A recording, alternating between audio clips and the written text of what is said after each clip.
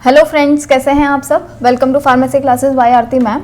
तो pharmaceutical jurisprudence का EKTU के अंदर जो 2019-20 वाला पेपर था, हमने ये पेपर सॉल्व कराना कर दिया है स्टार्ट। इसका जो ए सेक्शन था उसका वीडियो बन चुका है। ये सेक्शन बी का एक क्वेश्चन करेंगे आज। तो एक क्वेश्चन आया था, right in detail about import of drug and classes of drug prohibited from import. ये दो क्वेश्चन है, एक तो इंपोर्ट ऑफ ड्रग के बारे में लिखना है और एक उन ड्रग्स के बारे में लिखना है जिनका इंपोर्ट प्रोहिबिटेड है, बैन है, उनके बारे में लिखना है। ठीक है, तो पहले देखिए यहाँ पर है ना 3 पॉइंट तो हम लिखेंगे इसके अंदर और एक 4th पॉइंट लिखेंगे इसके अंदर। ठीक है, जो इंपोर्ट वाला है। तो चलिए पहले देख लेते हैं। ये जो इंपोर्ट ऑफ ड्रग है ये तो आपको वही लिख देना है जो हमने ए सेक्शन के अंदर पढ़ा था, सेम वही लिख दीजिएगा। ठीक है, जैसे इंपोर्ट ऑफ ड्रग का मतलब क्या होता है, तो ड्रग और कॉस्मेटिक एक्ट और रूल जो है वो रेगुलेट करता है ड्रग्स के इंपोर्ट को और कॉस्मेटिक के इंपोर्ट को। ठीक है, इंडिया के अंदर जो ड्रग एंड कॉस्मेटिक हैं जिनका की इंपोर्ट प्रोहिबिटेड नहीं है ना, जिनको हम आसानी से मंगा सकते हैं, जो बैन नहीं है, वो इंपोर्ट होते हैं एक लाइसेंस्ड अथॉरिटी के थ्रू, है ना, उससे हमें लाइसेंस बनवाना पड़ेगा तब हम उसको इंपोर्ट कर सकते हैं। कुछ ड्रग्स का इंपोर्ट के लिए हमें किसी भी लाइसेंस की कोई ज़रूरत नहीं होती है। ठीक है, हमें लाइसेंस की ज़रूरत नहीं है बिल्कुल भी, बस उनके अंदर कुछ क्वालिटीज़ होनी चाहिए, जैसे कि वो स्टैंडर्ड क्वालिटी के होने चाहिए, अच्छी क्वालिटी होनी चाहिए उनके अंदर, और इंपोर्ट से रिगार्डिंग जितनी भी ज़रूरी चीज़ें हैं, जितनी भी नेसेसिटीज़ हैं, उनको वो फुलफिल करने चाहिए बस। ठीक है, तो ये हो गया इसका इंट्रोडक्शन। अब हम करते हैं इंपोर्ट ऑफ ड्रग के अंदर है ना 3 पॉइंट लिखने हैं हमें कि किन किन ड्रग्स का इंपोर्ट हम कैसे कैसे कर सकते हैं। तो सबसे फर्स्ट जो पॉइंट है वो है इंपोर्ट अंडर लाइसेंस और परमिट। लाइसेंस और परमिट के थ्रू हम किन किन ड्रग्स का इंपोर्ट कर सकते हैं। ठीक है, तो जो लाइसेंसिंग अथॉरिटी है वो एक लाइसेंस ग्रांट करती है, यानी लाइसेंस देती है लाइसेंसी को जिसको भी इंपोर्ट करवानी है ड्रग, और किसके लिए देती है, कुछ क्लास होती हैं ड्रग्स की, अगर वो आपको इंपोर्ट करानी है तो उनके लिए आपको लाइसेंस बनवाना पड़ेगा। अब ये जो क्लासेस होती हैं ये कौन कौन सी होती हैं, इन क्लासेस के बारे में पढ़ते हैं पहले। ठीक है, तो देखिए सबसे पहले हमें लिखना है ड्रग स्पेसिफाइड हो जो शेड्यूल C और C1 में, केवल इनमें, उनके लिए हमें अलग से एक लाइसेंस बनवाना पड़ेगा। ठीक है, इसके अंदर, इस लाइसेंस के अंदर हम शेड्यूल X वाले ड्रग को नहीं बेच सकते हैं। ठीक है, शेड्यूल X के लिए हमें अलग से एक लाइसेंस बनवाना पड़ेगा, इसीलिए यहाँ पे लिखा हुआ है excluding those specified in schedule X। ठीक है, शेड्यूल X में नार्कोटिक एंड साइकोट्रोपिक सब्सटेंस आते हैं ना, तो इसके लिए हमें अलग से लाइसेंस बनवाना पड़ेगा। C और C1 के लिए अलग से लाइसेंस बनवाना पड़ेगा, है ना। सेकंड नंबर पे है ड्रग जो स्पेसिफाइड हो शेड्यूल X में, तो इसके लिए जैसा मैं अभी बता रही थी, इसके लिए अलग से लाइसेंस और इसके लिए अलग से लाइसेंस। फिर अगर हमें बहुत स्मॉल क्वांटिटी में ड्रग्स को इंपोर्ट कराना है, बहुत स्मॉल क्वांटिटी में, एग्जामिनेशन के लिए, टेस्ट के लिए या फिर एनालिसिस के लिए, तो कुछ ड्रग्स ऐसे होते हैं जिनका हमें यहाँ पर भी, अगर हमें एग्जामिनेशन, टेस्ट या एनालिसिस के लिए भी ड्रग्स को मंगाना है तो भी हमें उसके लिए लाइसेंस की जरूरत पड़ेगी। नेक्स्ट है ड्रग्स अगर हमें पर्सनल यूज के लिए भी मंगानी है और अगर उनको किसी रजिस्टर्ड मेडिकल प्रैक्टिशनर ने प्रिस्क्राइब करा है, तो ये हो गई नेक्स्ट कैटेगरी। और नेक्स्ट है अगर किसी भी नई ड्रग का इंपोर्ट करवाना है उसके लिए। ठीक है, तो ये तो होगा यहाँ पे अगर लाइसेंस के थ्रू हमें ड्रग्स मंगवानी है तो हम कौन कौन सी कैटेगरी के मंगवा सकते हैं। अब हम नेक्स्ट जो पॉइंट है वो पढ़ेंगे। तो नेक्स्ट है कि import of drug for examination, test और एनालिसिस। अगर एग्जामिनेशन, टेस्ट और एनालिसिस के लिए हमें कोई भी ड्रग मंगानी है, इंपोर्ट करानी है, तो उसके लिए हमें क्या क्या करना पड़ेगा। ठीक है, तो import of drug otherwise prohibited.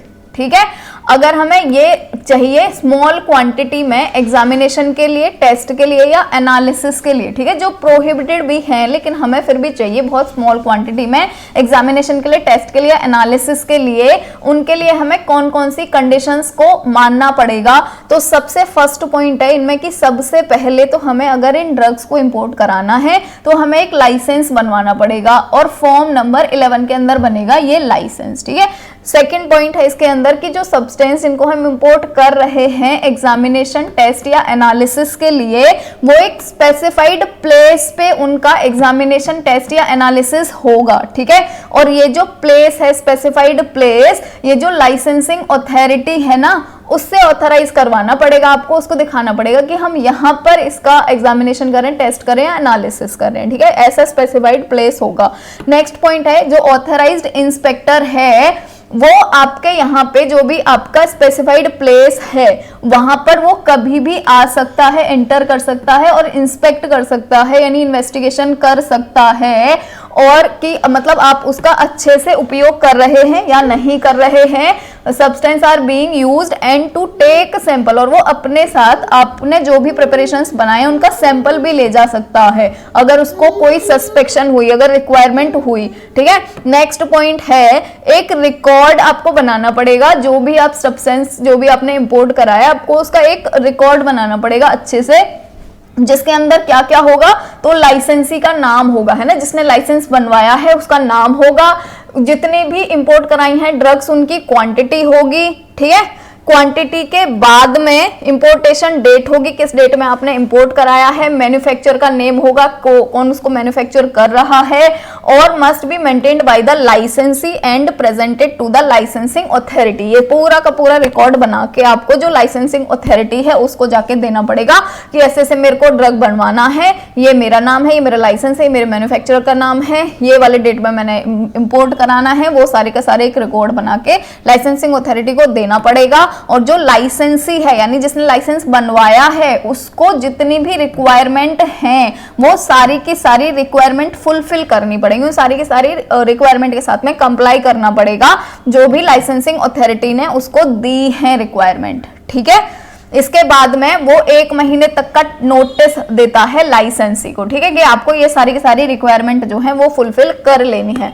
चलिए नेक्स्ट देखते हैं। अब जो हमारा थर्ड पॉइंट है वो है import of drug for personal use. अगर आपको पर्सनल यूज के लिए इंपोर्ट करवाना है तो उसके लिए कौन कौन सी कंडीशंस चाहिए होंगी। ठीक है, ड्रग्स जिनका जो इंपोर्ट है वो अगर प्रोहिबिटेड भी है लेकिन आपको अपने पर्सनल यूज के लिए मंगानी है फिर भी, है ना, जैसे बहुत सारी ड्रग्स होती हैं उनके मेडिसिनल यूज भी होते हैं लेकिन वो बैन होती हैं, पर आपको मेडिसिनल यूज के लिए, पर्सनल यूज के लिए चाहिए, है ना, तो आप उनका जो इंपोर्ट है वो कैसे कैसे करा सकते हैं।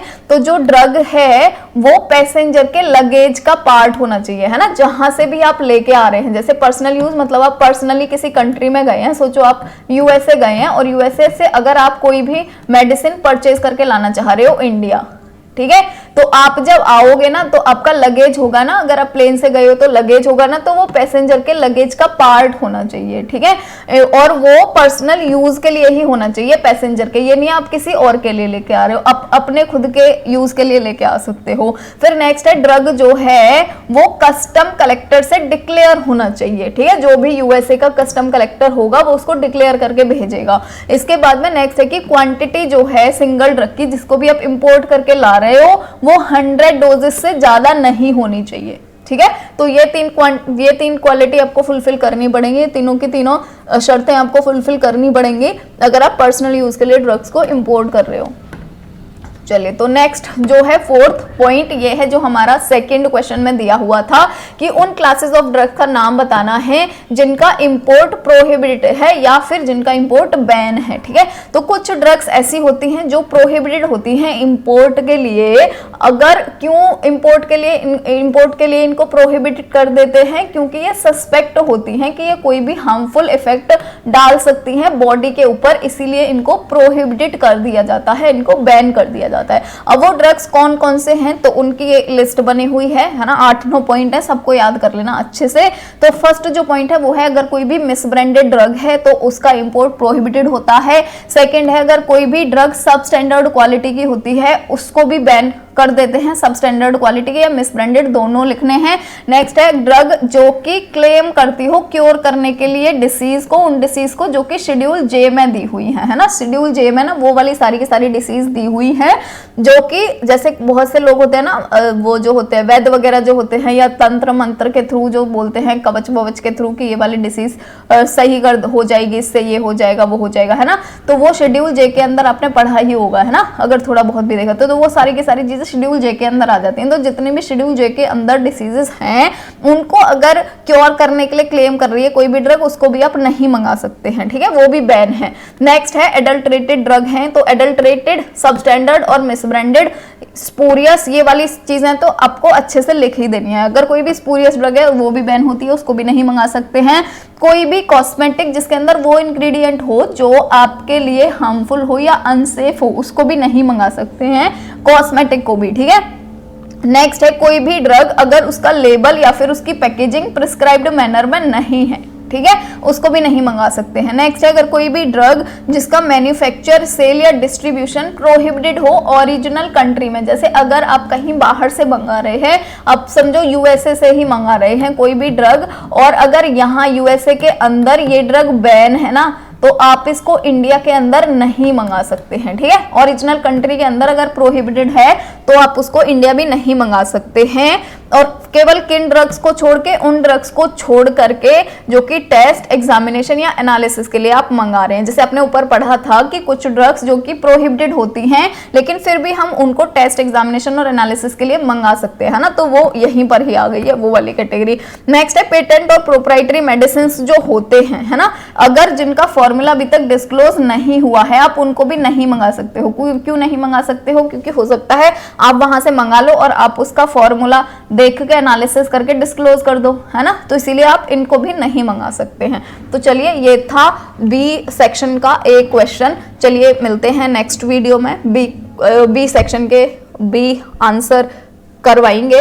तो आई होप आपको वीडियो पसंद आया होगा।